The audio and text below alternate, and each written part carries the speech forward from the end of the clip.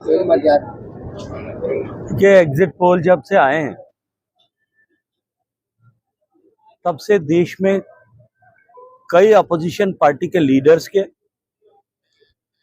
और मीडिया के भी बहुत सारे लोगों के सुर और स्वर बदले हुए दिखाई दे रहे हैं। एग्जिट पोल के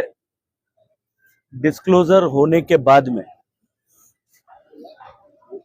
लगभग देश के सभी लोग इस बात को मानने लगे हैं कि भारतीय जनता पार्टी की सरकार नरेंद्र मोदी जी को पुनः प्रधानमंत्री बनाने के लिए प्रचंड बहुमत से वापस बन रही है। लेकिन अगर मैं भारतीय जनता पार्टी के कार्यकर्ता होने के नाते इस बात पर मुझे टिप्पणी करना हो तो मैं ये कहूंगा,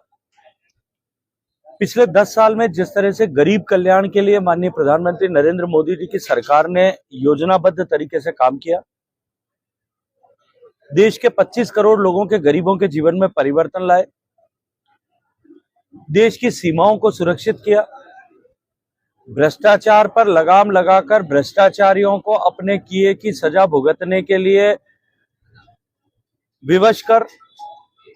देश की अर्थव्यवस्था को एक नई ऊंचाई तक पहुंचाया। दुनिया की सबसे तेजी से बढ़ने वाली अर्थव्यवस्था के रूप में भारत की अर्थव्यवस्था को लगातार 3 साल तक रहने का सौभाग्य प्रदान किया, देश की सीमाओं को सुरक्षित किया और भारत की छवि को पूरे विश्व भर में परिवर्तित करते हुए भारत के 140 करोड़ लोगों के मन में यह विश्वास स्थापित किया कि भारत विकसित हो सकता है और भारत को विकसित बनाने की दिशा में प्रयाण किया, आगे बढ़ाया। तब देश की जनता ने चुनाव से बहुत पहले अपने आप से, अपनी ओर से भारतीय जनता पार्टी के नेतृत्व और कार्यकर्ताओं के लिए एक नारा दिया और वो था अब की बार 400 के पार। और जनता का जो ये 400 पार का नारा था, इस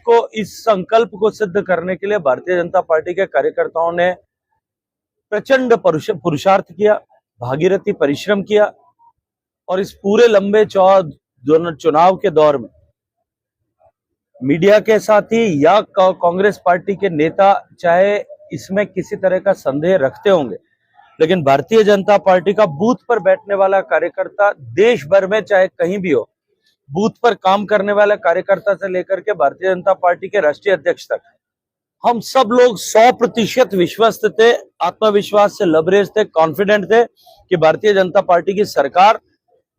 देश को विकसित बनाने के लिए प्रचंड बहुमत से फिर बनने वाली है। देश की जनता का आशीर्वाद भारतीय जनता पार्टी के साथ है। एग्जिट पोल के बाद में जैसा मैंने कहा, सुर और स्वर बदले हैं। अभी आप देखते जाइए, कल जब परिणाम आएंगे, कल जब इस समय अब से 24 घंटे बाद जब हम बात करेंगे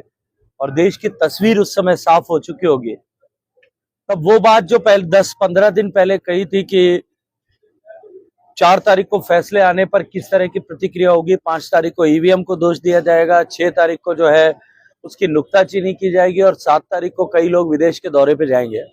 ये जो आइटनरी छपी थी, हूबहू अक्षर से सत्य होने वाली।